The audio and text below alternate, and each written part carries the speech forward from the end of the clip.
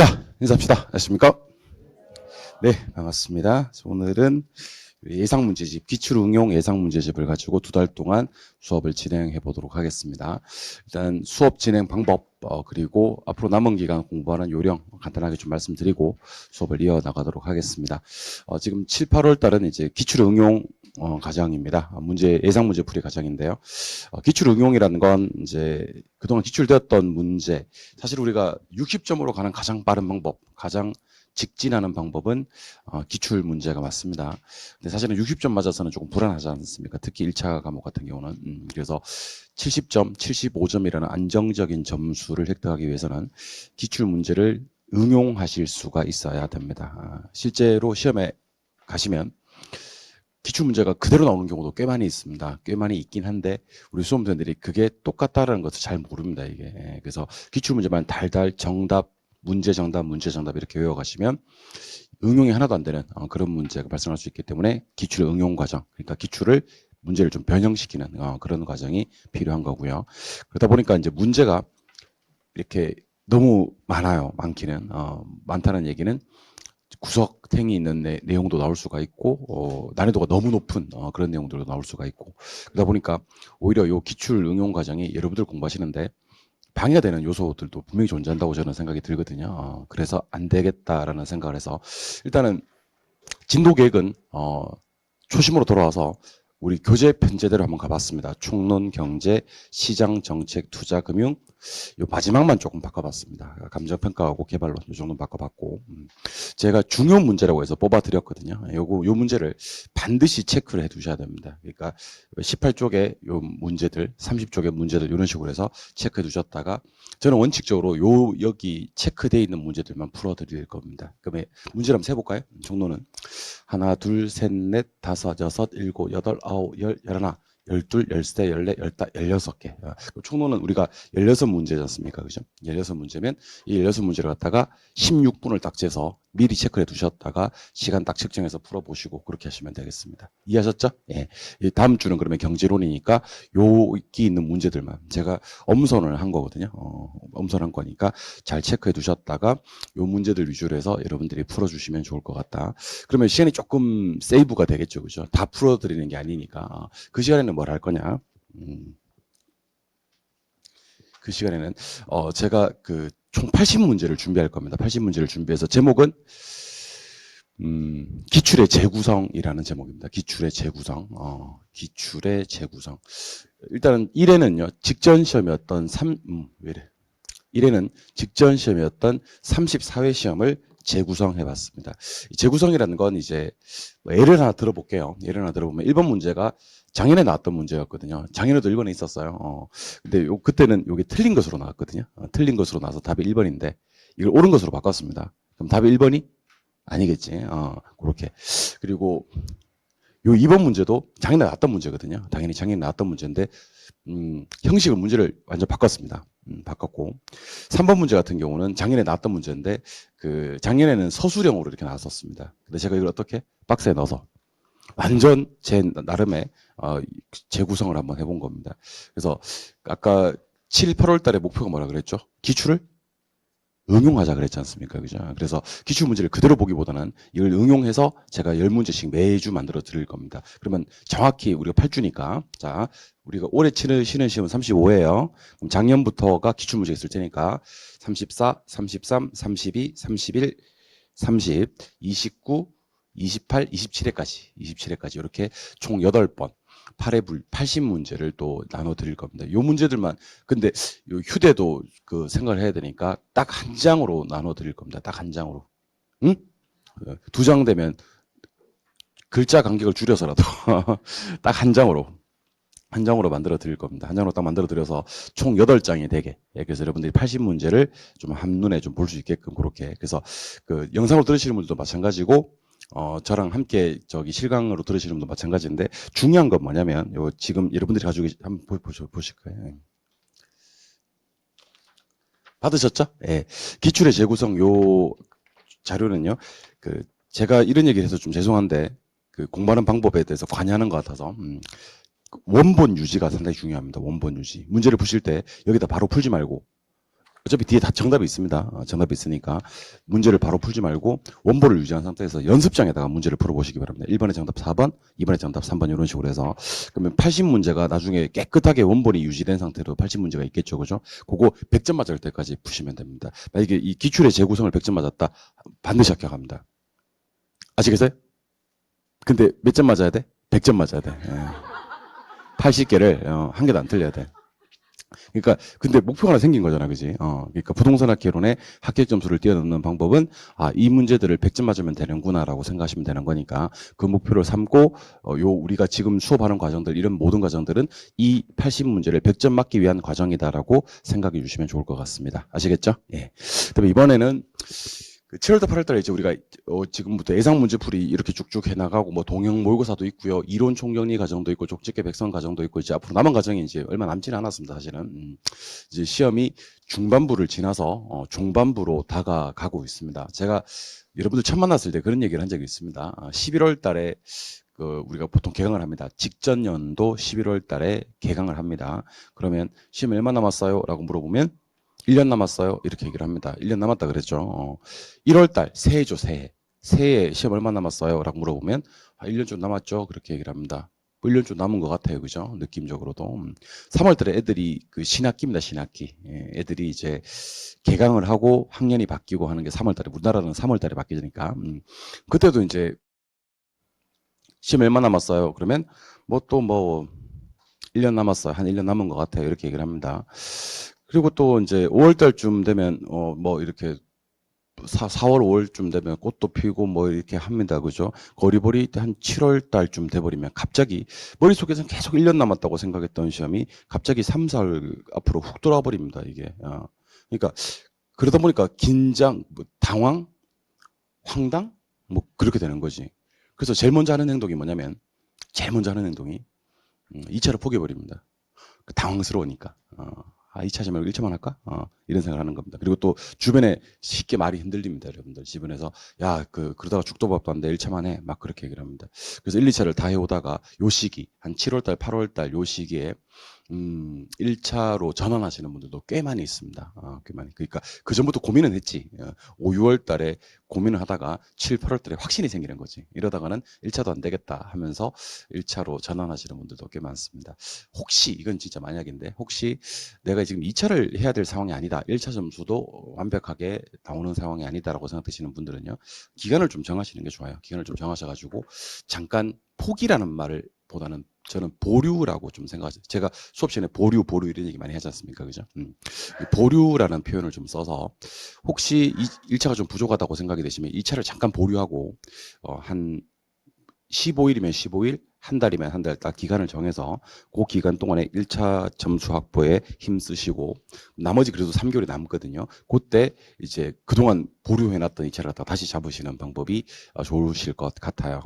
그러니까 이 사람이 참 신기한 게 뭐냐면 입으로 한번 포기를 내뱉어 버리는 순간 다시 돌아가기가 상당히 힘들어요. 전문 용어로는 건널 수 없는 강을 건넌 거지. 예. 그러니까 입으로 한번 포기란 말을 뱉어버리는 순간 다시 돌아가기가 정말 힘들다라는 생각을 하셔야 되는 겁니다. 그리고 2차를 포기하는 순간 갑자기 1차에 집중을 해야 되는데 또 그렇지도 않습니다. 갑자기 학원을 6일 나오시던 분들, 영상을 6개를 들으시던 분들이 2개만 들으시면 되기 때문에 갑자기 여유가 생겨요. 그래서 갑자기 안 만났던 친구도 만나기 시작하고 갑자기 술도 마신다? 술도. 그러면서 오히려 1차까지도 좀 이렇게 좀 타이트하게 6일 돌아가다가 이틀만 공부하시다 보니까 1차도 좀 이렇게 죽도 밥도 안 되는 그런 상황이 연출될 수가 있으니까 타이트한 상황 유지하고 그다음에 기간을 정해서 나름대로 압박도 좀 주고 그다음에 2차로 다시 돌아갈 수 있는 끈은 나름대로 마련해 두시고 2차를 보류해 주셨으면 좋겠다. 그런 얘기를 드립니다. 마지막으로 드리고 싶은 말씀은 그동안 이제 공부를 하시면서 왜 그런 거 있었잖아요. 요거는 암기만 하면 맞출 수는 있는 건데 암기하면 까먹을까봐 아껴놨던 것들 있지 않습니까? 그죠? 예. 그러니까 이거는 이제 과목별로 있을 거야. 교수님들도 너무 중요하다고 하고, 그리고 시험만 치면 나오고, 모의고사 치면 내가 항상 틀리고, 암기 덜 된 것도 내가 알고 있고, 무슨 내용인지도 아는데, 뭐 디테일적인 암기가 좀 덜 돼서 이렇게 내가 그동안 틀렸던 그런 부분들이 분명히 존재할 거란 말이야. 그런 부분들은 이제는 해야 됩니다. 이제. 그러니까 더 아끼다가는 안 됩니다, 이제는. 그런 것들은 지금, 그러니까 최종적으로 한 10월달 정도에 한 번 더 암기를 할 거예요. 그런 부분들 모아서 암기를 하긴 할 건데, 이제는 한번 중간에 한번 까먹는 한이 있더라도요, 암기를 한번 시도하고 까먹어야 돼요. 그러니까 한 번도 암기가 안 된 것들은요, 막상 시험장에 들어가시면 직전에 너무 많은 걸 암기하기 때문에 10월 달에는 우리가 진짜 암기 많이 하거든요. 그리고 집중력도 생겨요, 실제로. 내가 이걸 어떻게 다 암기했지 싶을 정도로 스스로에게 대대견하다 싶을 정도로 암기를 많이 하는데, 중요한 건 뭐냐면 암기하고 까먹고 했던 것들은 시험장에 가서도 문제 적용이 됩니다만은, 시험 직전에 한 번 딱 이렇게 우연찮게 암기를 딱 했던 내용들이 있지 않습니까? 그죠? 그런 것들은 시험장에 가서 기억이 안 나는 확률이 훨씬 더 많다는 겁니다. 그래서 몇 번 더 새기는 과정이, 몇 번 더 이렇게 그 암기하고 하는 과정이, 반복 과정이 좀 필요하지 않나라는 생각이 들어요. 그래서 제가 오늘도 수업을 하면서, 자, 이 부분은 지금 좀 암기를 시작합시다라고 얘기하는 부분들이 분명히 존재할 겁니다. 그죠? 그런 부분들은 암기를 하자. 그래서 7월달, 8월달 수업은 요 교재로 수업을 진행합니다만, 교재에 있는 내용들을 다 풀어드리지는 않을 거고, 제가 중요 문제라고 표시해드린 문제만 풀어드릴 거다. 미리 풀어오시면 좋은데, 미리 풀어오실 때는 시간 꼭 재서 몇 문제인지 확인하시고 시간 꼭 재서 문제를 푸시자. 두 번째는 마지막 시간에 제가 해설을 해드릴 겁니다. 요거 강좌만 제가 따로 빼드릴 거예요. 그러니까 그 수업 시간에 녹여서 내는 게 아니라, 그 기출의 재구성 1번 이렇게, 기출의 재구성 2번 이렇게 요 강좌만 볼 수 있게끔. 그러니까 혹시 공부하시다가 요 3번이 해설이 이해가 안 돼 하시는 분들은요, 그 강좌 고 강의만 따로 떼서 보실 수 있게끔 그렇게 조치를 해드릴 테니까, 기출의 재구성 100점 맞을 때까지 공부하시면 된다. 원본 유지해 주시고 문제 위에다가 풀지 마시고 원본 유지한 상태에서 80문제가 100점이 나오면 참 좋겠다. 왜냐하면 한번 생각해 보세요. 얼마나 중요하면 그동안 기출 문제로 시험에 나왔겠습니까? 그죠? 그 40문제 중에서 또 제가 10문제를 뽑았다고, 전범위로 10문제를 뽑았다고. 얼마나 중요하면 기출에 나왔고, 얼마나 중요하면 거기서 또 제가 10문제를 뽑았겠습니까? 그죠? 그 과정을 몇 번? 8번. 이거는 뭐 여러분들 무조건 합격하는 거야. 그리고 단원별 문제풀이의 치명적인 한점, 우리가 지금 하는 그 문제풀이 치명적인, 그동안 문제풀이들이 다 그래요. 가장 큰 단점이 뭔지 압니까? 가장 큰 단점은 총론 수업을 해요. 총론 수업을 한다고. 그럼 총론을 갖다가 막 뭐 부동산에 그냥 막 봅니다. 이렇게 토지 특성 막 보고. 그러면 느낌이 어떤 느낌이에요? 아는 것 같아요. 다음 주에는 경제론 수업을 합니다. 그럼 전주에 했던 총론이 가물가물해. 그 다음 주에는 시장론 수업을 해. 그럼 전주에 했던 경제론은 가물가물하고, 총론 어떻게 돼? 총론 기억이 거의 안 나요. 그 다음 주 정책론 하게 되면 어떻게 돼요? 전주에 했던 시장론은 가물가물하고, 그 전주에 했던 경제론은 기억이 전혀 안 나고, 그 전주에 했던 총론은요, 역사 속으로 사라져버려요. 마치 공룡 화석, 암모나이트, 삼엽충, 이런 것처럼 이제 된 거지. 그렇게 역사 속으로 사라져버립니다. 그래서 여러분들 한번 잘 기억해 보세요. 시험장에 들어가시면 총론 막 풀다가도 경제론 풀 수 있어야 되고요. 경제론 풀다가도 감정평가론 풀 수 있어야 되고요. 감정평가론 풀다가도 시장론 풀 수 있어야 되고, 왔다 갔다 할 수 있어야 되거든요. 그래서 기출의 재구성 10개가 좋은 게 뭐냐면, 1번은 총론이에요. 2번은 경제론이고요. 3번은 시장론이에요. 4번 정책입니다, 이거. 5번 이거 투자예요. 6번도 투자예요. 7번은 금융입니다, 금융. 8번은 관리예요. 관리. 9번은 감정평가고, 10번도 감정평가예요. 전범위를 10문제씩 보는 겁니다, 여러분들. 그러니까 내가 오늘 그 수업은 총론을 했지만 전범위 10문제를 다 보는 거고, 내일 수업은, 다음 주 수업은 경제론 했지만 전범위 10문제를 다 보는 겁니다. 그래서 7, 8월 달 수업 정말 좋은 수업이고, 한번 들어보시면 이거 그 혼자 공부하는 것보다는 듣기를 참 잘했구나라는 생각이 드실 겁니다. 그렇게 만들어 드릴 테니까 우리 이제 시험 막판에 여러분들과 저의 진가가 나왔으면 좋겠습니다. 여러분들 이렇게 무너지면 안 됩니다. 아시겠어요? 이렇게 적정하게 타협해가지고 2차 포기해버리고, 이렇게 적정하게 뭐 오래 되면 좋지만, 주변에 들어보니까 재수도 많이 한다고 하니까 재수가 그렇게 나쁜 것도 아니고, 막 이렇게 자꾸 이렇게 합리화 공부하는 건데 내가 도둑질하는 것도 아니고, 재수가 나쁜 것도 아니고, 그렇게 자꾸 이렇게 합리화를 하지 마시고요. 이렇게 무너지지 마시고 저와 함께 올해 꼭 동차 합격을 만들어 보시기 바랍니다. 아시겠죠? 네, 조금만 더 힘내주시고, 너무 힘들다 이런 생각을 하시면 안 됩니다. 왜냐하면 우리 그 공인중개사 자격증은 생계형 자격증이란 말이에요. 생계형 자격증이란 것은 이 자격증을 따서 내가 먹고 살 수 있는 자격증이란 말이에요. 내가 이 자격증 따서 먹고 살 수 있는 자격증 공부를 하는 건데 이 정도 고생은 하셔야죠. 그러니까 여러분들이 스스로 여러분들이 공부하시는 자격증의 진입 장벽을 낮추지 않았으면 좋겠습니다. 나중에 여러분들이 자격증 따서 공부를 중개를 해서 돈을 많이 벌고 있는데 내가 아주 쉽게 공부해서 아주 쉽게 땄어요. 그러면 누군가도 아주 쉽게 따서 쉽게 들어올 수 있는 그런 진입 장벽이라는 얘기잖아요. 문턱이 너무 낮잖아. 그러면 스스로도 자부심도 별로 없을 거고, 아니 그래도 요즘에는 인식이 많이 나아져서 중개사 공부 많이 어렵다면서 그거 힘들다고 하던데 잘 돼? 이런 얘기 들을 때 기분이 좋지. 야 그거 한 달 하면 되는 거 아니야? 뭘 학원을 다녀 쪽팔리게. 그런 식으로 얘기를 들으면 여러분들도 스스로 공부하는 여러분들조차도 기분이 안 좋을 거 아닙니까? 그죠? 조금 더 고생한다고 생각하셔야 됩니다. 그리고 합격하시는 분들은 저는 많은 사람들을 보기 때문에 이 정도 고생은 다 합니다. 그러니까 안타까운 게 막 힘들대. 그러면 내가 위로는 해줘요. 왜냐면 강사도 서비스업이니까. 고객님 그러셨어요? 힘들어요? 막 이렇게 얘기는 해줍니다. 근데 속으로는 어떻게 생각을 하냐면 나는 합격자들을 진짜 많이 보지 않습니까? 그죠? 근데 이 정도 고생은 다 하거든. 이 정도 고생은 다 하는데 이걸 견디느냐 못 견디느냐의 차이라고 저는 생각이 들거든요. 그래서 혹시 힘들면 오기는 와요. 내 위로는 해줄게요. 본심은 비진의 의사표시라는 거. 107조지. 그러면 그 사람 유효는 해요. 그 사람은 선이니까 내가 연기를 잘하니까 아무튼 저는 비진의 의사표시가 됩니다. 이 정도 고생은 다 하셔야 되고요. 그 다음에 남은 4개월 동안에 결판이 납니다, 여러분들. 이제 7, 8, 90 만으로 4개월 안 남았습니다, 진짜. 그리고 뭐 중간에 추석 있고 뭐 연휴 있고 차 뛰고 포 뛰고 하면 진짜 별로 공부할 시간 많이 없습니다. 남은 기간 좀 집중해서 약간 눈빛부터 좀 달랐으면 좋겠습니다. 눈빛부터 조금 합격에 대한 열의, 합격에 대한 열정.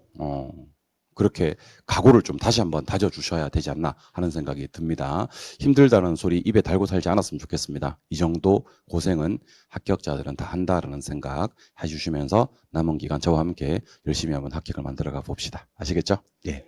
힘드시더라도 좀 조금만 참아주세요. 요즘 얼굴 보고 있으면 같이 힘이 빠져.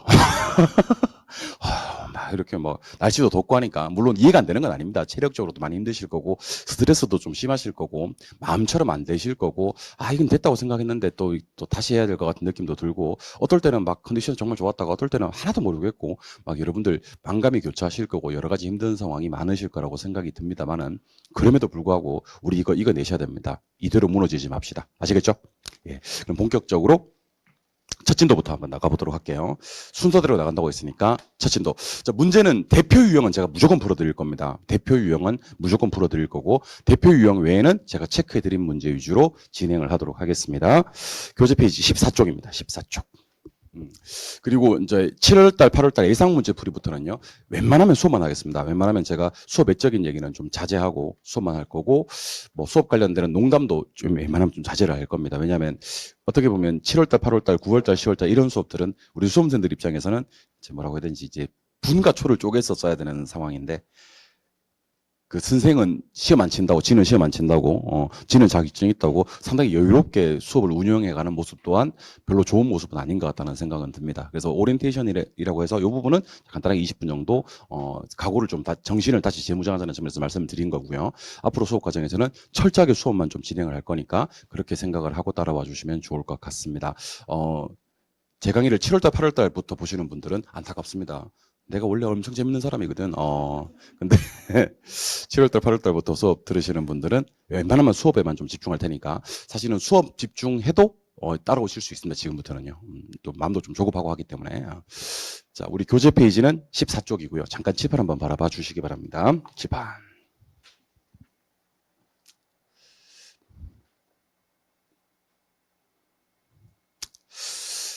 일단 우리가 부동산 학이라는 것에 대해서 좀 살펴봐야 됩니다. 부동산 학이요. 부동산 학은 어떤 학문인지부터 소개를 좀 해드리겠습니다. 부동산 학. 부동산 학은요, 종합과학입니다. 종합과학. 그리고 응용과학이에요. 그리고 사회과학이고요. 구체적 경험과학이라고 합니다. 마지막으로 규범과학의 성격도 가지고 있습니다. 이건 암기 안 하셔도 좋아요. 대신에 느낌이 상당히 중요합니다. 자, 부동산학은 여러 가지 학문들을 짬뽕시킨 학문이다. 그래서 종합과학이지 절대로 하나의 학문을 표현하는 단순 과학이 아니에요. 두 번째는 일반 학문들에 적용되던 내용은 부동산은 부동산만이 가지는 특성, 부동성, 영속성, 부증성, 개별성 이런 게 있기 때문에 부동산 실정에 맞게 약간 변화를 줘서 이렇게 부동산학에 적용을 해야 됩니다. 우리 이것을 그대로 가져오지 않고 실정에 맞게 약간 변화를 준다라고 해서 응용과학이라고 합니다. 그대로 뭐 순수하게 가져온다든지 기초적인 그런 학문이 아니라는 얘기입니다. 순수과학이나 기초과학이 아니라 응용과학입니다. 자, 부동산학은 태풍, 홍수, 지진, 해일과 같은 자연적 움직임을 다루는 자연과학이 아니라 인간과 부동산의 관계를 다루는 겁니다. 그래서 아마 부동산학 목차에는 투자, 금융, 개발, 정책처럼 인간과 부동산의 관계를 다루는 내용들이 있지 자연적 자체를 다루는 학문이 아니거든. 그래서 자연과학이 아니라 사회과학입니다. 자, 부동산학은 실사구시 학문이라고 합니다. 절대로 뜬구름 잡는 학문이어서는 안 되고요. 인간이 경험했던 것을 현실에서 구체적으로 써먹을 수 있는 그런 실사구시, 구한말에 실학과 같은 학문이어야 된다고 얘기를 합니다. 그래서 부동산학은 구체적인 경험과학이지 추상적인 학문이 아니다. 그리고 규범과학의 성격도 가지고 있습니다. 그래서 어떤 단어가 뜨면 X고 어떤 단어가 뜨면 온지만 기억을 하시면 됩니다. 단수는 X, 종합은 O. 순수 기초는 X, 응용은 O. 자연하면 X, 사회학 그러면 O. 추상 X, 구체 경험 O. 그리고 규범과학의 성격을 가지고 있습니다. 자, 부동산학의 지도 이념은 두 가지가 있는데 이용 잘하자는 측면이 있고요. 분배 잘하자는 측면이 있습니다. 이용 잘하자는 것은 효율성이라고 해요. 분배 잘하자는 것은 형평성이라고 하고 뭐 둘 다 히읗인데 아무래도 민간에서는 뭐를 좀 더 강조하는 측면이 있냐면 효율성을 좀 더 강조하는 측면이 있고 공공부문에서는 형평성을 좀 더 분배에 초점을 두는 형평성에 좀 더 초점을 두는 경향이 있겠지. 그래서 삼성에서는 주식회사 삼성에서는 효율성 추구에 형평성 추구에 그러면 거기서는 효율성을 추구해야 되겠지 아무래도. 근데 동작구청에서는 서울시청에서는 뭐를 추구해요? 그러면 형평성을 추구해야 되겠지. 그런 측면이 있습니다. 이번에는 부동산학의 접근 방법이 있는데 세 가지 접근 방법 정도만 기억하시면 됩니다. 종합식 접근이라는 게 있고요. 의사결정 접근이라는 게 있고요. 의사결정. 그다음에 행태과학적 접근이라는 게 있습니다. 행태. 자, 종합식 접근은 부동산을 접근할 때 복합 개념으로 접근하는 겁니다. 복합 개념 아시겠지만 법경기. 3대 측면을 짬뽕시켜서 접근하는 거고 이게 우리나라 부동산학을 단기간에 정착시키는데 크게 기여한 접근입니다. 우리나라 부동산학을 단기에 정착시키는데 크게 기여한 접근은 누굽니까? 그러면 종합식입니다. 하시면 돼요. 이번엔 인간은 합리적인 존재라고 가정을 하는 겁니다. 그리고 인간은 자기 이윤을 극대화하는 존재라고 가정을 하는 겁니다. 자, 인간은 자기 이윤을 극대화하는데 상당히 합리적이다라는 믿음이 있어요. 그래서 인간의 자유의사결정에 맡겨놔도 괜찮다는 것이 의사결정 접근입니다. 의사결정 접근은 인간은 합리적인 존재라는 가정. 인간은 자기 이윤을 한다는 가정을 하기 때문에 합리적인 의사결정에 맡겨놔도 괜찮을 것 같다. 행태는 무엇의 줄임말이냐면 행동과 태도를 줄임말입니다. 줄여서 행태라고 그래요. 특히 인간 행동에 초점을 두는 방식을 행태과학적 접근이라고 합니다. 마지막입니다. 자, 부동산학의 일반 원칙에는 뭐가 있습니까? 그러면 능, 안, 경, 공이 있습니다. 근데 이 네 개 중에서 가장 중요한 건 뭘까요? 그러면 능률성입니다. 자, 여러분들 김영진 교수님이 부동산학을 어떻게 정의하냐면 부동산 활동의 능률화 원리 및 그 응용 기술을 개청하는 종합응용과학이다 이렇게 얘기를 해요. 그래서 능한 경공이 부동산학의 일반 원칙인데 가장 중요한 건 뭡니까? 그러면 능률성이에요. 근데 능률성을 두 가지 측면이 있습니다. 소유를 할 때 능률적으로 해야 되고요. 거래를 할 때 능률적으로 해야 되는데 소유할 때 능률화는 최유효 이용이 지켜져야 되고 거래 활동의 능률화에서는요. 거래 질서가 확립이 돼야 됩니다. 공부하시는 방법 몇 가지 하나 소개해드리면 자 지금부터 부동산학은 요 판서 한 판입니다. 요 판서 한 판이니까 시험에 잘 안 나오는 파트이긴 한데 공부해 놓으시면 무조건 점수로는 연결되는 파트예요. 자, 부동산학은 어떤 학문입니까? 그러면 단순, 기초, 순수, 자연, 추상적인 학문은 아니라 종합, 응용, 사회, 구체 경험, 규범과학의 성격을 가지고 있습니다. 이용 잘하자는 게 효율성이고 분배 잘하자는 게 형평성인데 민간에서는 효율성, 공공에서는 형평성이 좀 더 강조되고 있다. 부동산을 접근할 때 세 가지 접근 방법만 기억하시면 돼요. 종합식, 의사결정, 행태과학적. 행동적인 측면은 행태. 복합 개념으로 접근하는 것은 종합. 인간은 합리적인 존재, 자기 이윤을 극대화하는 존재, 의사결정. 이렇게. 부동산학의 일반 원칙은 몇 개? 네 개. 뭐요? 능한 경공. 근데 소유할 때 최유효 이용하고 거래할 때 거래 질서가 확립이 되어야 되는 것은 일 처리를 어떻게 하기 위해서다? 능률적으로 하기 위해서다. 능률성의 원칙에 파생되는 거다. 이렇게 이해하시는 겁니다. 그리고 저랑 문제 한 문제만 풀어봅시다. 교재 페이지 14쪽. 자, 부동산학 및 부동산 활동에 관한 설명 중 가장 옳은 것을 찾아라. 그랬습니다. 14쪽에 있는 대표 유형입니다. 자, 부동산학이 추구하는 가치를 민간 부문에 한정하여 본대요. 민간 부문. 자, 부동산학이 추구하는 가치를 민간 부분에 한정하여 보면 효율성보다는 형평성을 중시한다. 틀렸죠. 예.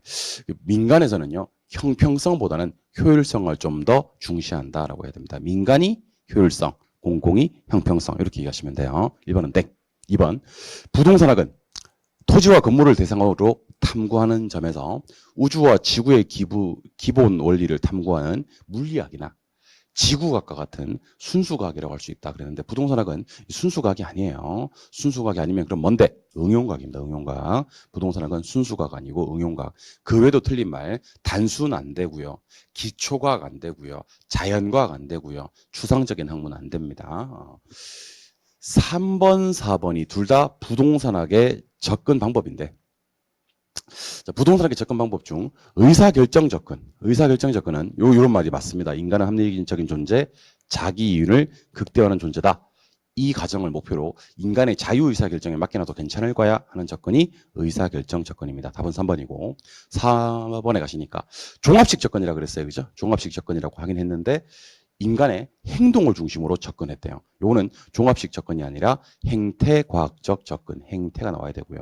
선생님 그럼 종합식 접근이 뭔데? 여기 있습니다. 자, 종합식 접근이란 것은 법경기로 접근하는 겁니다. 법경기. 법경기가 뭐지? 복합 개념으로 접근하는 거고 여기는 빠져있지만 우리나라 부동산학을 단기에 정착시키는데 크게 기여한 접근이 바로 종합식이다 하시면 됩니다. 5번.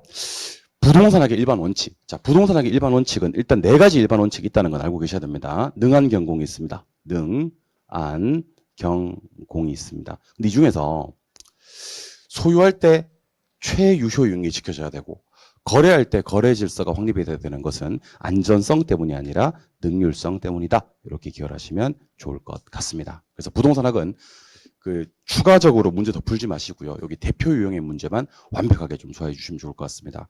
이걸 보시면 부동산학의 학문적 성격, 종합응용 사회, 구체 경험 규범과학과, 부동산학의 지도 이념, 효율성과 형평성 비교와 부동산학의 접근 방법, 종합식 의사결정, 행태과학적 접근과 마지막에 부동산학의 일반 원칙, 능한 경공 중 능률성이 가장 중요하다는 것을 알 수가 있습니다. 클리어. 한 장 넘기셔서 교재 17쪽으로 한번 가보도록 합니다. 교재 17쪽. 교재 17쪽. 자, 기출 응용이다 보니까 제가 갑자기 새로운 내용을 한 번씩 얘기하는 경우도 있습니다. 이거는 난이도 상자리를 대비하기 위한 거니까 너무 갑자기 처음 듣는 거라고 해서 너무 슬퍼하거나 노여하지 마시고 아 저런 것도 있구나 하고 좀 자연스럽게 받아들여 주셨으면 좋겠습니다. 아시겠죠? 네, 출발하겠습니다. 부동산의 개념, 상당히 중요한 테마가 또 하나 있습니다. 자, 칠판 보시고. 여러분들 복합 개념의 부동산이라는 게 있고요. 이건 네 글자. 복합 부동산이라는 게 있습니다. 이건 두 글자.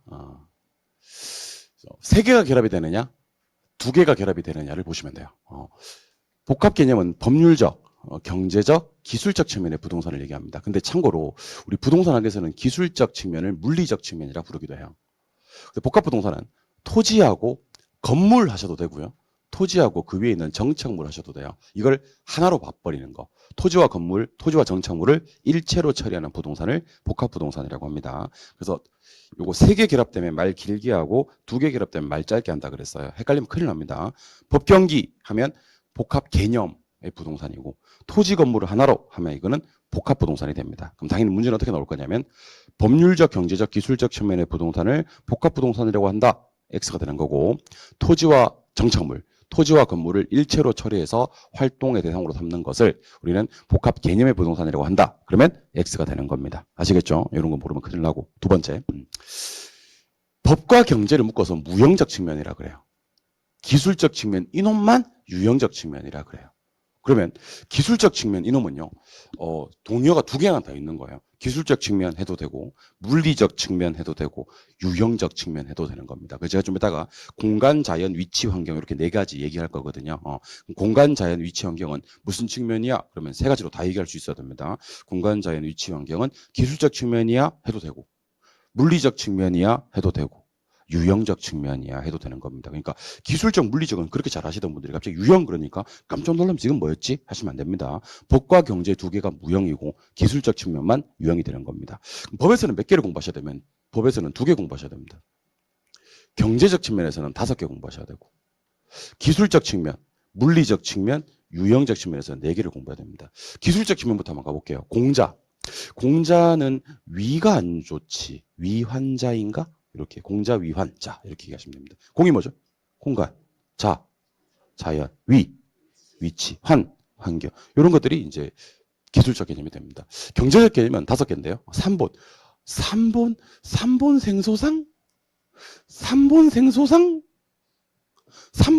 자, 자산, 자본, 생산 요소, 소비재, 상품 이렇게 됩니다. 일단 질문 좀 드려야 되겠습니다. 토지는 생산재입니까? 소비재입니까? 그러면 일단은 토지는 생산재입니다. 아시겠습니까? 근데 토지가 소비재가 되는 경우 있다 없다? 있다 기억하셔야 됩니다. 관광용, 위락용 같은 경우는 토지 위에다가 주택을 짓고 하는 게 아니라 그 자체가 수혜 대상이 되는 경우도 있습니다. 토지는 대표적인 생산재지만 소비재가 될 수도 있다. 여러분 내 돈을 뭐라 그래요? 내 돈을. 자본. 남의 돈은요? 부채. 합쳐서 뭐라 그래요? 요거는 우리가 재자가 보통 달인, 재고, 자산, 가치, 보급률, 통화량, 단기, 인구와 함께 절약 개념이라고 그래요. 무슨 개념? 그래서 앞으로 제가 자산, 자본 이런 말이 뜨면 이게 법경기 중에서는 무슨 개념입니까? 그러면 경제적 개념이고 유량, 절량 중에서는 유량입니까? 절량입니까? 그러면 절량이고 위에다가 부채를 박을게요. 근데 자산 위에다가 부채를 박잖아요. 그럼 이건 대부 비율이라 그래요. 자본 위에다가 부채를 박잖아요. 그럼 이거는 부채 비율이라 그래요. 그래서 뒤에 가시면 대부 비율과 부채 비율은 완전 다르거든요. 전체 자산분의 부채 그러면 대부 비율이고 내 자본분의 부채 그러면 부채 비율이 된다는 것을 꼭 좀 기억해 주시기 바랍니다. 법률적 측면의 부동산은요. 협의의 부동산과 광의의 부동산이 있는데 절대로 협의의 부동산, 광의의 부동산 나오지 않습니다. 그럼 지금부터 저랑 협의의 부동산 좀 소개해 드릴 테니까 잘 한번 봐주시기 바랍니다. 협의의 부동산은 민법 99조 1항에서 규정하고 있는 토지 및 그정착물을 얘기합니다. 토지 및 그정착물. 예를 갖다 우리는 자 보세요. 토지 및 그정착물 해도 되고 좁은 의미의 부동산 그래도 되고 협의의 부동산 그래도 되고 민법상 부동산 그래도 됩니다. 동의어 4개. 따라해 보세요. 협의, 좁은 의미, 민법상, 토지 및 그정착물. 근데 이게 이제 우리가 방금 협의의 부동산이라고 했고 이거 법률적 구분입니다. 민법이죠, 민법. 여기다가 이제 준부동산이 되십니다. 준부동산. 준부동산을 대신에 의제 부동산 그러기도 합니다. 학자들에 따라서는 이걸 갖다 우리는 광의의 부동산이라 그래요. 그러면 이제 제가 갑자기 물을 겁니다. 토지 및 그정착물은 협의에 속하나요? 광의에 속하나요? 그러면 토지 및 그정착물은 둘 다에 속해요. 왜냐하면 협의과 광의에 포함되기 때문에. 그럼 뭐 가지고 구분해야 되냐면 준부동산 갖고 구분해야 되는 거예요. 준부동산. 준부동산이 없으면 협의고 있으면 광이다. 토지 및 그정착물은 어디에 있고 협광이 둘 다 있고 그러니까 협의하고 광의에 토지 및 그정착물은 붙박이로 박아놓고 준부동산이 없는지 있는지를 구분하는 겁니다. 그럼 준부동산 뭔데? 준부동산은 등기나 등록의 공시 방법을 갖춤으로써 등기나 등록의 공시 방법을 갖춤으로써 부동산에 준하여 지급되는 것들입니다. 부동산에 준하여 지급되는 것들. 그럼 물어봐야 되겠다. 주부동산 소유권 대상이 됩니까? 그러면 돼요. 준부동산 저당권 설정할 수 있습니까? 그러면 돼요. 준부동산 감정평가의 대상이 됩니까? 그러면 준부동산 감정평가의 대상이 돼요. 준부동산 중개대상물이 되는 경우가 있습니까? 그러면 요거는요 일부만 돼요. 나머지는 무조건 되고요. 모든 준부동산은 소유권, 저당권, 감정평가가 되는데 준부동산 중에서 중개대상물이 되는 건 작게 보면 3개, 크게 보면 2개만 중개대상물이 됩니다. 모든 준부동산이 중개대상물이 되는 건 아니에요. 자 그러면 지금부터 준부동산 소개해드리겠습니다. 준부동산은요. 자동차, 건설기계, 항공기, 선박, 공장재단, 광업재단, 어업권, 임목 같은 게 있습니다. 그래서 어떻게 기억하시면 좋냐면 중부동사 3조군요. 기계, 재단, 기타 하시면 됩니다. 뭐라고요? 기계, 재단, 기타 이렇게 하죠. 기계, 재단, 기타, 기계, 재단, 기타. 자동차, 건설기계, 항공기, 선박은 뭐야? 기계. 공장, 재단, 광업, 재단은 재단. 어업권, 임목은 기타. 근데 여기면서 저기 공장, 재단 보이세요? 광업, 재단 보이세요? 그리고 임목 보이세요? 요거 세 개만 중개대상물이 되는 준부동산이에요. 그러니까 모든 준부동산이 중개대상물이 되는 것은 아니다. 문제 나갑니다. 모든 준부동산은 저당권 설정할 수 있다. 오, 됩니다. 여기는 5대 있지. 여기는 5대 있지. 여기는 5대 있지. 여기는 세모대 있지. 다시 한 번 더. 모든 준부동산은 저당권 설정할 수 있다.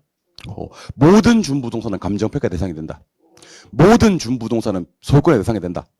모든 준부동산은 중개 대상이 된다. 그것만 X. 그러니까 특히 이런 놈들, 선박, 자동차, 건설기, 항공기는요.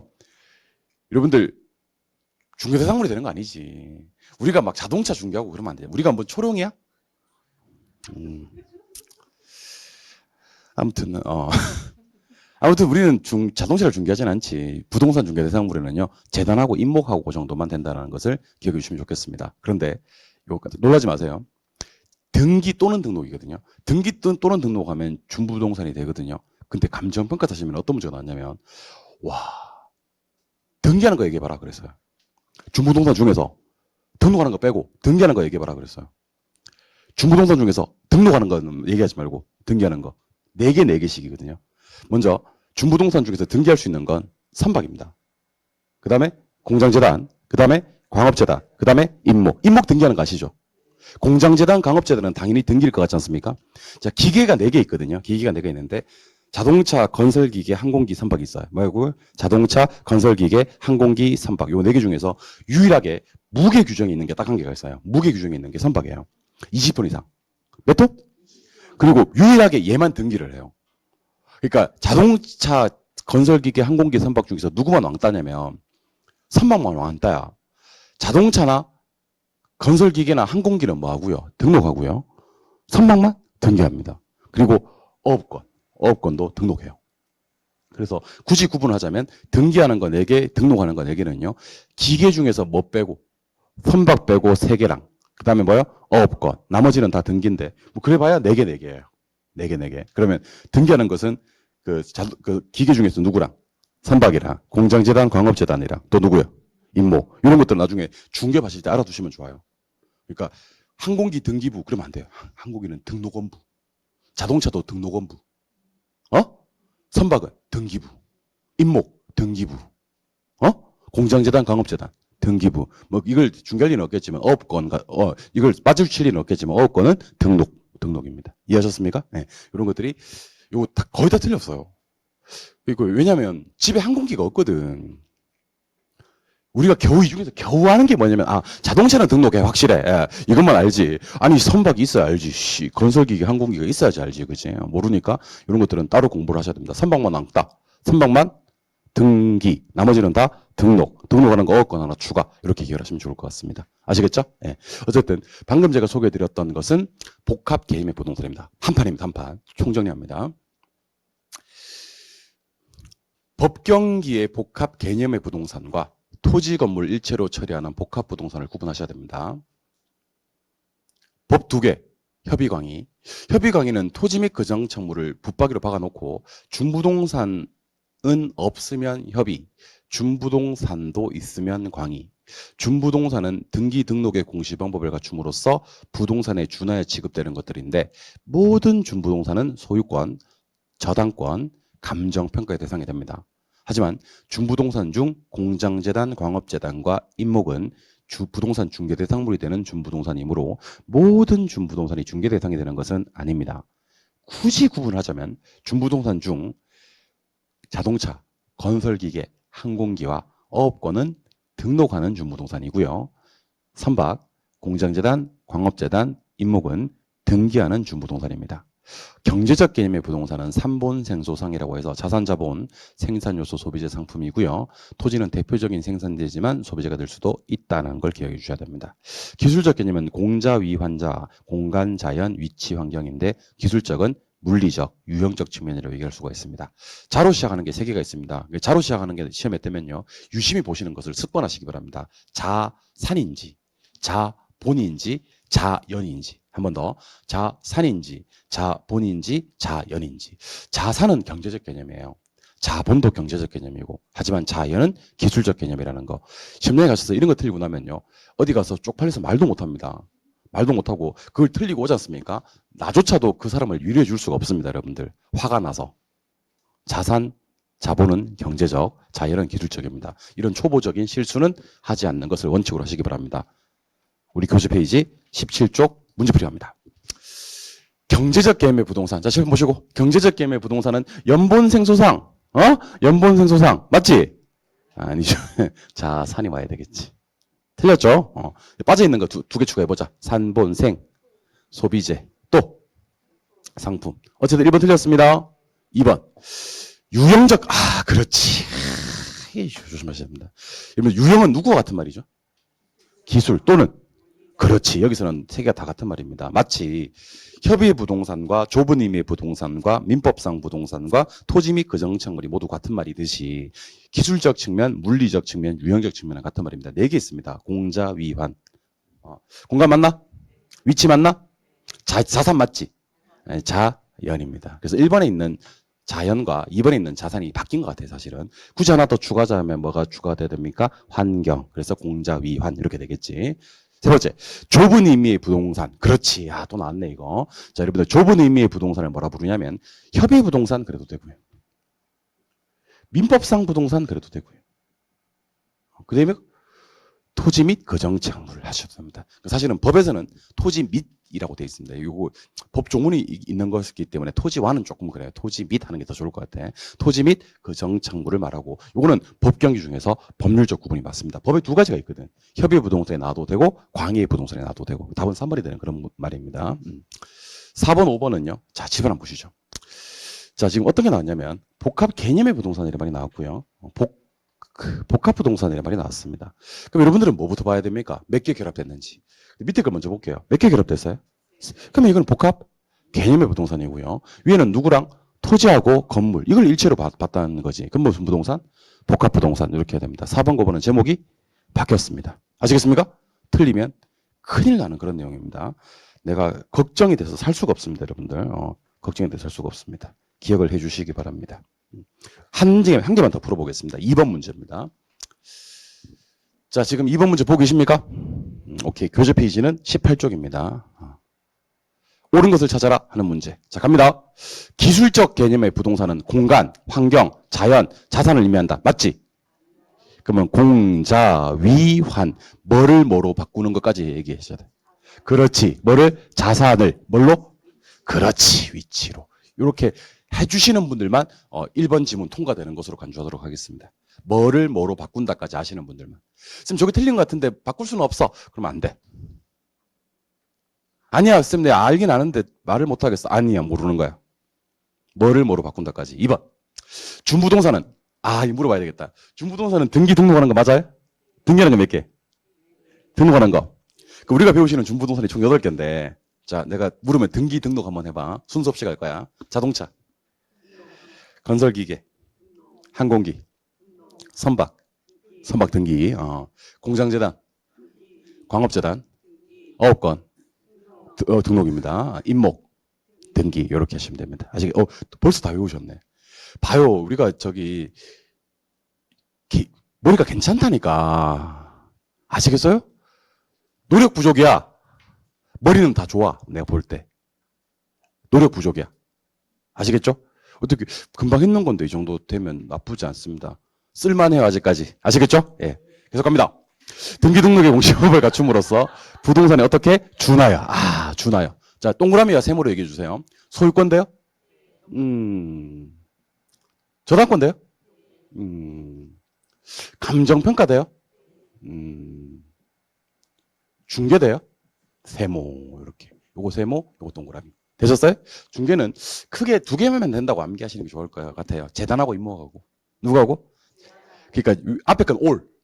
모든 준부동산은 소유권, 저당권, 감정평가되고 준부동산 중 두 개는 중개대상물이 되고 이게 준하에 취급된다 그래요. 근데 마지막에 배신했네. 얘들은 좁은 의미의 부동산에 포함이 된다. 안 돼요, 얘들은. 준부동산은 반드시 무슨 의미의 부동산? 넓은 의미. 이걸 갖다 우리 뭐라 그래요? 광의로 해석을 할 때, 광의로 해석을 할 때만 됩니다. 여러분들 광자가 넓을 광자인 거 알고 계시죠? 뭐 할 때 쓰는 단어냐면 광폭 타이어 할 때 쓰는 말이야. 아시겠어요? 광폭 타이어. 광폭 타이어 봤어요? 3번 갑니다.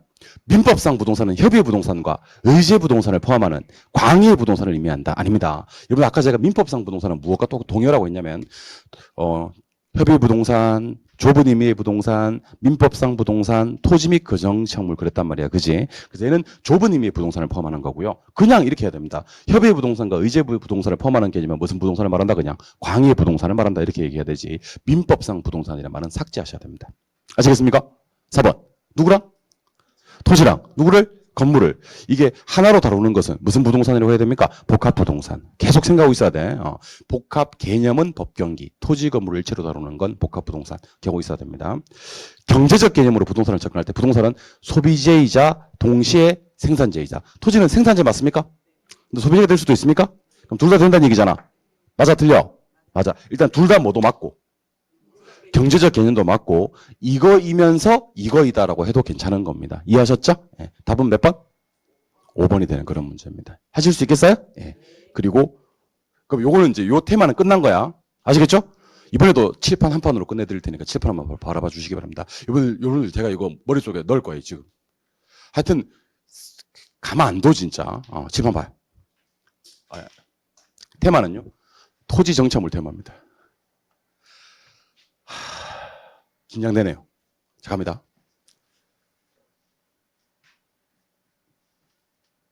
자, 요거 한번 큰 소리로 한번 읽어주실래요? 시작. 한 번만 더. 토지 정착물은 종류가 두 가지가 있어요. 종속 정착물이 있고요. 독립 정착물이 있습니다. 일단 물어봐야 되겠다. 제가 지금 소개해드리고 있는 종속 정착물과 독립 정착물은 토지 정착물이에요? 아니에요? 이에요? 둘 다 토지 정착물이에요? 얘도 토지 정착물이에요? 자, 그러면 토지 정착물과 토지 정착물이 아닌 것의 차이, 구분 시리를 알려드릴게요. 자, 분리양도. 누구와? 토지와. 분리양도. 토지 따로, 이거 따로 팔아먹을 수 있는지 없는지가 구별 시리이에요. 토지와 분리해서 양도가 안 되는 것들은 무슨 정착물? 종속 정착물. 토지는 토지고, 이것만 분리해서 팔아먹을 수가 있어요. 토지 정착물은 맞는데. 이거는 뭐예요? 독립정착물이 되는 겁니다. 이해하셨습니까? 다시. 토지 위에 정착되어 있는 건 똑같은데 토지와 분리양도가 안 돼. 종속. 토지와 분리양도가 돼. 독립. 그러면 종속 정착물에 어떤 것들이 있는지 알려드리겠습니다. 일단 뭐 담장, 국어, 경장 목적이 아닌 수목, 자연식생, 단연생 식물. 외우지 마세요. 근데 독립정착물은요, 딱 4개 있습니다. 요거를 외우세요. 몇 개? 첫 번째는 뭐예요? 건물입니다. 자, 건물은요, 언제부터 건물인지를 얘기해 주셔야 됩니다. 민법에 상당히 유명한 판례가 있거든. 사용 승인 받아야 되죠? 아닙니다. 등기 쳐야 되지? 아닙니다. 우리 법에서는요, 등기 안 쳐도 건물로 봐요. 사용 승인 안 받아도 건물로 보고. 그러면 신축 중인 건물이도 괜찮다? 다만 3가지가 완성이 되면 됩니다. 주기시. 뭐? 주기시. 주기시 뭐야? 모르면 안 돼. 주기시 모르면 안 돼. 주벽, 기둥, 지붕. 우리 공법에서 흔히 얘기하는 주요구조부. 주요구성 부분이 완성이 되는 순간 독립으로 봅니다. 두 번째가 미분리과실입니다. 미분리과실은요, 반드시 뒤에 필요한 말이 있습니다. 뭐를 갖춰야 되냐면 명인방법을 갖춰야 됩니다. 뭘 갖춰야 된다고요? 명인방법. 그리고 수목하기도 하고요. 주로 수목이 집단입니다. 그래서 뭐 수목이 중요한 단어니까 집단은 가로하고 얘도 명인방법을 갖출 수가 있습니다. 오케이? 근데 얘는요, 하나 더. 또는 등기가 가능합니다. 뭐 가능하다고요? 등기. 등기했을 때는 때려 죽여도 수목으로 안 됩니다. 임목이라고 합니다. 그러면 이렇게 해야 되겠네. 그놈이 그놈인데 명인만박 갖추었을 때는 뭐라 부르고 수목이라 부르고 등기되었을 때는 뭐라 부른다? 임목이라고 해요. 그래서 아까 제가 임목은 많은 거라 그래서 등기하는 거라 그랬잖아. 소유권 보존 등기를 봤거든. 임목에 관한 법률에 따라서. 오케이? 그럼 여기서 느낄 수 있는 교훈은요. 자, 등기하거나 등록할 수 있는 게 많지 않습니다, 여러분들. 토지 및 그정착물은 민법상 부동산이니까 등기 등록을 할 수 있는 거고요. 민법상 등기 등록을 할 수 있는 것은 토지 및 그정착물인데 준부동산들도 등기 등록을 할 수가 있어요. 그래서 아까 미분리 과실은 왜 명인 방법밖에 안 됐냐면 등기를 못 했었냐면 걔는 준부동산이 아니었거든요, 우리. 아까 준부동산 몇 개? 8개에 속하지 않았잖아, 그치? 근데 수목 같은 경우는 준부동산이라고. 근데 얘는 등기한다 그랬잖아, 그치? 그랬을 때는 뭐라고 부른다? 임목. 그래서 느낌은 이런 느낌이 필요합니다. 명인 방법은 누구도 되고 누구도 되는데 미분리 과실도 되고 수목도 되는데 등기는 뭐는 안 되고 미분리 과실은 안 되고 수목만 되는데 수목은 등기되었을 때 뭐라 부른다? 임목. 그리고 유명한 판례가 또 하나 있습니다. 타인 토지 농작물. 타인 토지 농작물은 소유권을 누구한테 주냐면 경작자한테 줍니다. 누구한테 준다고요? 경작자. 물론 자세한 내용이 있긴 한데 필요 없어요. 그냥 타인 토지에 경작 재배되고 있는 성숙된 농작물의 소유권은 언제나 경작자 거다라고만 기억하시면 됩니다. 언제나 경작자 거니까 토지와 분리 양도가 쌉 가능하다라는 것을 기억해 주시기 바랍니다. 아시겠습니까? 그러면 공부하실 때 종속정착물 다 공부하시고 독립정착물 다 공부하실래요? 독립정착물 4개 공부하시고 종속정착물은 그 외라고 하실래요? 그래라 공부하셔야 되겠죠? 그런데 아예 정착물이 아닌 게 있습니다. 그런 애들과 우리는 동산이라고 합니다. 동산은요, 성격은 독립정착물이랑 좀 비슷해요. 근데 엄격히 구분하셔야 됩니다. 왜냐하면 동산은 일단 뭐가 아니에요. 토지정착물이 아니에요. 어떤 게 있냐면 이거 정착물인 척합니다. 이거 저 보세요. 임차인 정착물. 봐봐. 이름 봐봐. 이름. 마치 지가 뭐인 것처럼 정착물인 것처럼 그랬다니까. 근데 앞에 누가 뜨면 임차인이 뜨면 동산으로 봅니다. 그다음에 경작 수확물. 차이점 알려드리겠습니다. 수확물이 뭐죠? 수확물. 그렇죠. 베어낸 거. 이렇게 베어서 이렇게 수확된 거. 수확물을 말하는 거예요. 아까처럼 이렇게 뭐 재배되고 있고 이런 개념이 아니라 경작 수확물. 그러면 수확물이 중요한가요? 수확물. 그다음에 마지막으로 가식 중인 수목. 이런 옮겨지기 전에 임시로 심어놓은 나무를 가식이라고 합니다. 그래서 동산 몇 개를 공부하셔 주셔야 되면 3개를 공부해 주셔야 됩니다. 물론 동산은 태초에 토지와 분리 양도가 가능한 것들입니다. 근데 그건 중요한 게 아니고, 자, 지금부터 하는 얘기 잘 들으세요. 여러분들이 공부해야 될 건 2개입니다. 뭐랑 뭐를 공부하셔야 되면 토지 정착물과 동산을 공부하셔야 됩니다. 근데 세부적으로 공부하셔야 될 건 3개입니다. 잘 들어요. 토지 정착물 중 종속 정착물, 토지 정착물 중 독립 정착물, 그리고 동산을 공부합니다. 만약에 시험에서 자, 제가 묻는 말이 무슨 말인지 왔다 가 문제. 자, 토지 정착물 중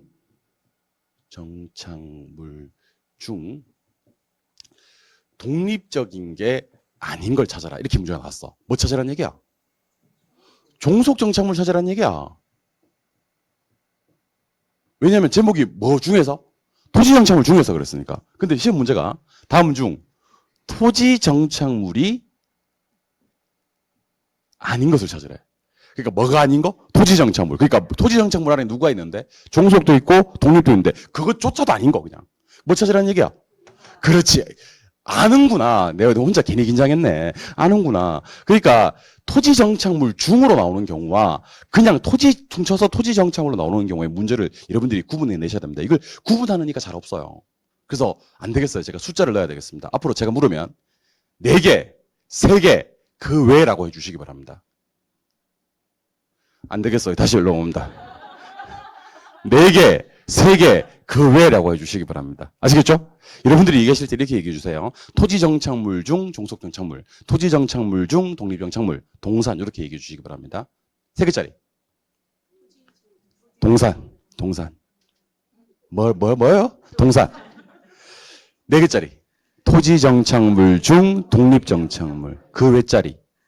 토지 정착물 중 종속 정착물. 근데 독립 정착물은 4개 있잖아요. 그죠? 이거는 굳이 암기 코드 따지 맙시다. 그냥 건물하고 명인방법 갖춘 미분리 과실하고 명인방법 갖춘 수목이나 등기된 임목하고 타인 토지에 경작 재배되고 있는 농작물 이렇게 좀 그냥 여러분들이 서술적으로 좀 얘기해 주시고 대신에 동사는 제가 암기시켜 드리겠습니다. 여러분들 가수차 가수가 타고 다니는 차 있죠?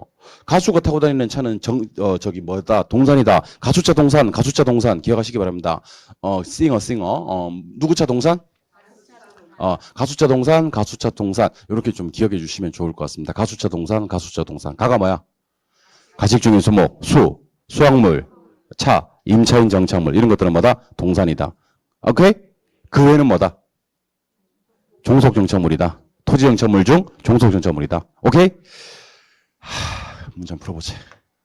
그래서 제가 안 되겠습니다. 이거는 현관 펜치를 좀 해야 되겠습니다. 4번 문제입니다. 4번 문제. 4번 문제 가시니까 무엇에? 토지 정착물에. 그러니까 이 문제는 무슨 문제인지를 아셔야 돼. 토지 정착물이 아닌 걸 찾으라는 거야. 이 문제는. 이해했어요? 그럼 뭐 찾으라는 얘기? 그렇지. 그런 생각을 해야 되는데 뭘 찾으라는 거지? 그러면 안 되는 겁니다. 뭐 찾으라는 거지? 그러면 가수차 찾으라는 거지. 가수차 찾으라는 거지. 있어 없어 가수차가? 몇 번에? 2번에 가수차 이거. 다행히 이 문제는요. 국어, 단연생 식물, 담장, 도로처럼 전부 다 종속정착물을 냈어요. 근데 여기 독립정착물이 나오잖아요. 예를 들면 건물 나온다든지 명인반복 갖춘 미분리가실 나온다든지 명인반복 갖춘 수목이나 등기된 임목 나온다든지 타인 토지에 경작 재배되고 있는 성숙된 농작물이 나와도 토지정착물은 맞아요. 그중에서 무슨 정착물이지? 독립정착물이지. 여기서는 아예 토지정착물이 아닌 거, 해당되지 않는 걸 찾으라고 했기 때문에 토지정착물이 아닌 건 결국 뭘 찾으라는 얘기다? 동산 찾으라는 얘기다. 그래야지 문제 풀기가 상당히 용이해집니다. 아시겠습니까? 근데 요거랑 다른 문제, 이 문제 다 다른 문제입니다. 5번 문제 가볼게요. 5번 문제.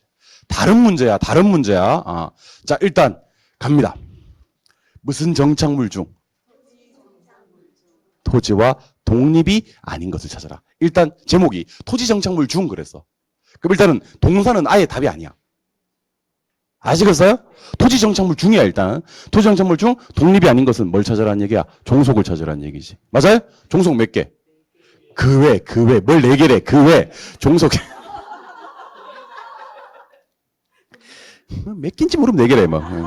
뭔지도 똥인지 된장인지도 모르고 4개래. 아무튼 종속은 그 외 개가 있어요. 그 외 개가. 아시겠어요? 그럼 독립 4개가 어떤 거냐면 건물, 명인방법 미분리가시, 명인방법 수목, 그 다음에 등기된 임목, 타인 토지 농작물 이렇게 하는 겁니다. 그럼 건물은 독립이 맞네? 국어는 아니네. 2번 체크하고 넘어가면서 아무 마음의 거리낌이 없어야 됩니다. 아시겠습니까? 명인방법 구비한 수목되고 소유권 보존 등기된 임목되고 타인 토지 농작물 되고. 좋습니까? 빠져있는 게 지금 뭐 빠져있는지 아세요? 명인방법 미분리가실 빠져있어요. 뭐 빠져있다고요? 미분리가실. 나무 종류는 다 나왔어요. 나무 종류는 명인방법 수목도 나오고 등기임목도 나왔으니까. 건물은 원래 나왔었고. 답은 2번 종속 정착물을 찾으라는 얘기입니다. 아시겠습니까? 마지막으로 6번 문제 풀겠습니다. 부동산의 개념에 대한 설명이다. 틀린 것을 찾아라 그랬습니다. 여러분 지금부터 제가 동의 하나만 소개해 드릴 거니까 대답 한번 해보세요. 토지와 별개로 취급이란 용어와 토지와 분리 양도라는 표현은 정확히 일치하는 말이거든요. 자, 그럼 대답 한번 해봅시다. 토지와 별개로 취급되는 것들은 토지와 분리 양도할 수 있고 맞아요? 토지와 별개로 취급되지 않는 것들은 토지와 분리해서 양도할 수가 없어요. 그러면 우리 제목을 이렇게 달게요. 무슨 정착물 중? 오케이. 토지 정착물 중 무슨 정착물은? 독립 정착물은 토지와 별개로 취급이 되잖아? 그럼 분리 양도가 되는데 토지 정착물 중 무슨 정착물은? 종속 정착물은 토지와 별개로 취급되지 않잖아? 그럼 토지와 분리 양도가 안 되잖아. 그러니까 문제가 너무 못됐잖아. 봐봐. 문제가 어떻게 나오냐면 이거 종속이에요. 이거 독립이에요 하면 되는데 분리 양도 돼야 안 돼 이렇게 나와요. 이 종속이야 독립이 이렇게 내면 될 것을 토지와 별개로 취급돼야 안 돼 이렇게 나온다는 거지. 그래서 우리 밑줄 한번 그어봅시다. 밑줄.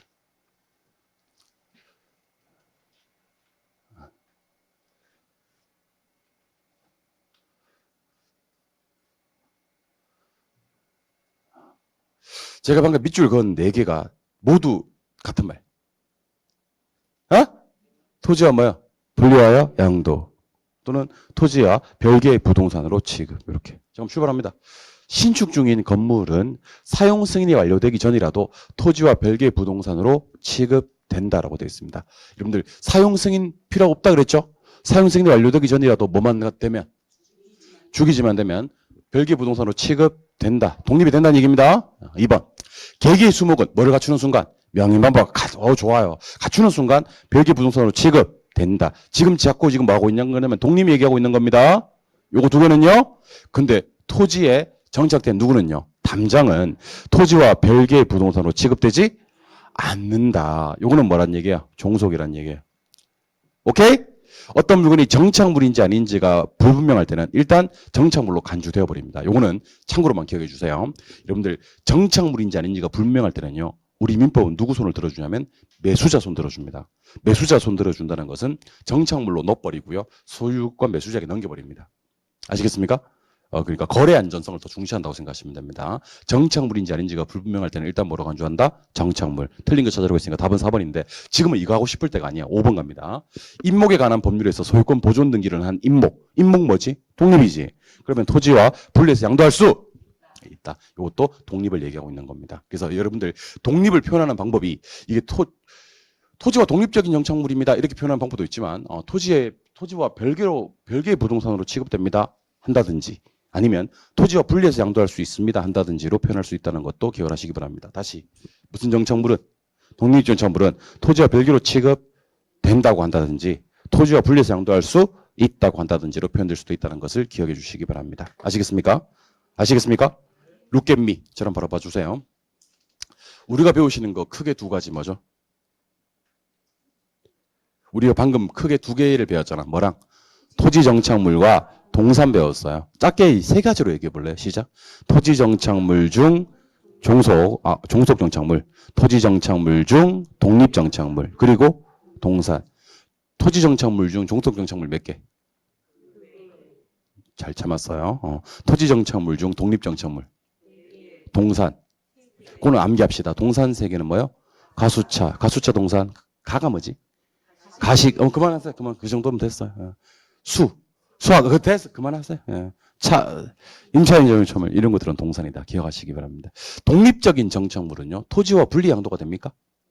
왜냐면 토지와 별개로 취급이 되니까요. 이해하셨습니까? 예, 좋습니다. 좀 쉬었다가 토지 용어 갈게요. 쉬겠습니다.